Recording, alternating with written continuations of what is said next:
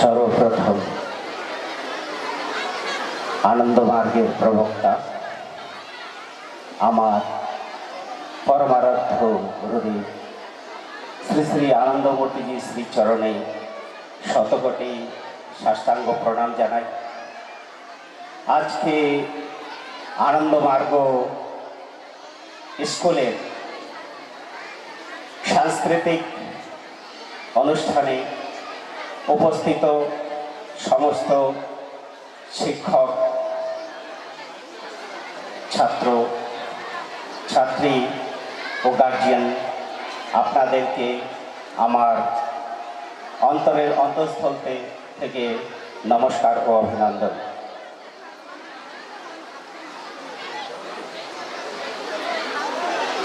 आजकेर এই सांस्कृतिक सन्ध्याय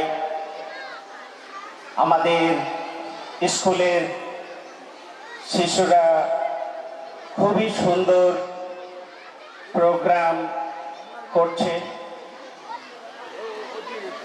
এখন संगीत नृत्य যখন মানুষকে আনন্দিত করছে মন্ত্রমুগ্ধ করছে তখন আমি জানি না আমার প্রবচন কতটুকু আপনাদের ভালো লাগবে, কিন্তু সত্যি বলছি এখানে প্রবচন দেওয়ার জন্য আসিনি, কিন্তু এই যে আনন্দ মার্গ এক বিরাট সংগঠন, এই স্কুল আমাদের শিক্ষা পদ্ধতি আর আজকের যে এই বিশ্বের যে পরিস্থিতি সেটা নিয়ে আমাদেরকে সবাইকে জানা প্রয়োজন।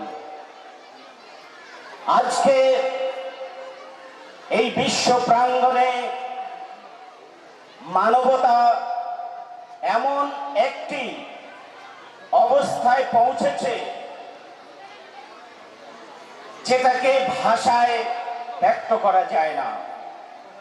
সারা বিশ্ব জুড়ে বিশ্বযুদ্ধের প্রস্তুতি চলছে। বিশ্ব মানবতা এক ভয়ঙ্কর জ্বালামুখীর উপরে দাঁড়িয়ে আছে, যে কোনো সময় জ্বালামুখীর বিস্ফোরণে সম্পূর্ণ মানবতা ধ্বংস হতে চলেছে। একদিকে রাশিয়া ইউক্রেনের যুদ্ধ, আরেকদিকে Taliban, Pakistan, India, China, Israel, Hamas, বলতে পারেন সারা বিশ্বে যুদ্ধের এক দুন্দুভি বেজে চলেছে। এই সময় প্রত্যেকটা মানুষের যে করণীয় সে কথাগুলো বলতে চাই।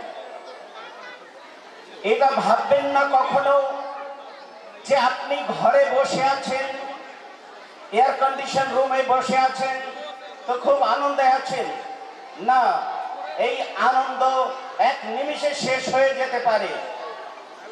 আজ বিশ্বের পরিস্থিতি দেখে আমার তো মনে হয় না যে মানবতার ভবিষ্যৎ খুব ভালো। হ্যাঁ, আপনারা এই স্কুলের গার্জিয়ানরা, ছেলেরা মেয়েরা, আপনারা যদি সত্যিকারের মানবতাকে বাঁচাতে চান তার জন্য কয়েকটা কথা। সেটা প্রথম হলো একটা জিনিস মনে রাখবেন, সমাজ কিন্তু স্বেচ্ছায় পরিবর্তন হয় না, সমাজে পরিবর্তন আনতে হয়। আর সমাজে পরিবর্তন আনতে গেলে আগে আত্মপরিবর্তন করতে হয়। নিজকে পরিবর্তন না করে সমাজের পরিবর্তন কখনোই সম্ভব হয় না। এর জন্য জগৎগুরু শ্রী শ্রী আনন্দমূর্তিজি বলেছেন, without the transformation of the self there cannot be transformation in the society। এই কথাটা প্রত্যেকটা গার্জিয়ান, প্রত্যেকটা শিশু, প্রত্যেকটা সমাজের মানুষকে বুঝে নিতে হবে যে সমাজে যদি কোনো ভালো কিছু চান, যদি পরিবর্তন দেখতে চান, উন্নতি দেখতে চান, শিশুদের জীবনে প্রগতি দেখতে চান, তবে প্রত্যেকটা মানুষকে ব্যক্তিগত জীবনে পরিবর্তন আনতে হবে। সে পরিবর্তন আপনার চারিত্রিক পরিবর্তন, আপনার খাদ্যাভ্যাসের পরিবর্তন, আপনার চাল চলন, প্রত্যেকটা দিকে পরিবর্তন আনতে হবে।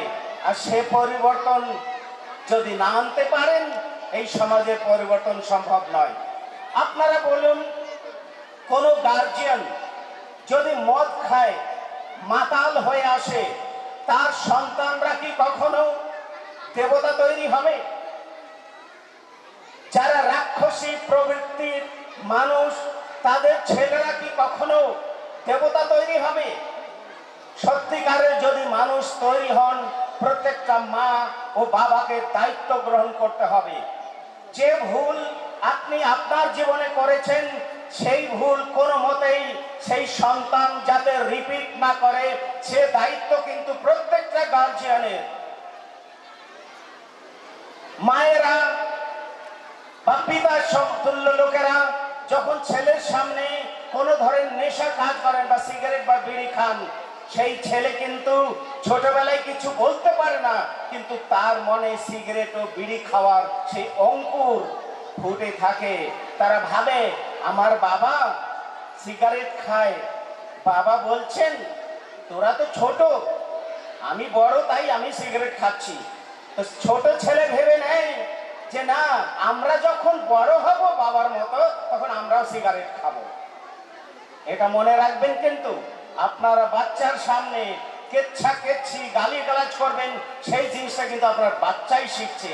তাই স্কুলে পাঠিয়ে আপনারা ভাবছেন আপনার মান কি হবেন, ইঞ্জিনিয়ার হবে, ডাক্তার হবে, বিজ্ঞানী হবে, কিন্তু প্রকৃত মানুষ সেটা তৈরি করতে হবে আপনাকে, নিজের আচরণের দ্বারা, নিজের ব্যবহারের দ্বারা। যদি গার্জিয়ানরা নিজেদেরকে পরিবর্তন না করতে পারে, তার শিশু কখনোই সে পরিবর্তন আনতে পারবে না। তাই এই বিশ্ব সমাজের আজকে যে পতন ঘটেছে, সাংস্কৃতিক জগতে, অর্থনৈতিক জগতে, ধর্মের জগতে, চারিত্রিক জগতে, এইগুলোকে এটা কিন্তু আকাশ থেকে আসেনি। কেননা সমাজের নিজস্ব প্রাণ নেই। সমাজের প্রাণ হলো মানুষের প্রাণ, ব্যক্তির প্রাণ। সমস্ত ব্যক্তির প্রাণ মিলে তৈরি হয় সমাজের প্রাণ। আর যদি সেই প্রাণ শক্তিতেই খুন ধরে যায়, তখন সমাজের নির্মাণ হয় না। তাই আপনারা আমার সামনে, চোখের সামনে যারা বসে আছেন, আপনারা হলেন সমাজের প্রাণ শক্তি। আর এই প্রাণ শক্তিকে বাঁচিয়ে রাখার দায়িত্ব আপনাদের। তাই একটা জিনিস মনে রাখবেন, আপনাদের খাদ্য অভ্যাস, আপনাদের চিন্তন অভ্যাস, আপনাদের কথাবার্তা, আপনাদের চলচালন, আপনাদের ড্রেস আপ, এই প্রত্যেকটা জিনিস কিন্তু শিশুর মনে বিরাট একটা প্রভাব ফেলে দেয়। তাই এমন কিছু করবেন না যার কুপ্রভাব আপনার ছেলে, সন্তান ও সমাজের উপরে পড়ে। তাই without the self transformation there cannot be transformation in the society, এই কথাটা আমাদেরকে মনে রাখতে হবে। আরেকটা জিনিস, শিক্ষা মানুষকে প্রকৃত মানুষ তৈরি করে, কিন্তু কেমিস্ট্রি, ফিজিক্স, বায়োলজি মুখস্থ করে যে চরিত্র গঠন হবে, একটা সুন্দর মানুষ তৈরি হবে, নৈতিক চরিত্রবান মানুষ তৈরি হবে, তার গ্যারান্টি দেওয়া যায় না। তাই আপনার ছেলে মেয়েরা ডাক্তার হতে পারে, ইঞ্জিনিয়ার হতে পারে, প্রফেসর হতে পারে, কিন্তু তারা যে প্রকৃত মানুষ তৈরি হবে, নৈতিক চরিত্রবান মানুষ তৈরি হবে, তার গ্যারান্টি কিন্তু আপনাকেই দিতে হবে।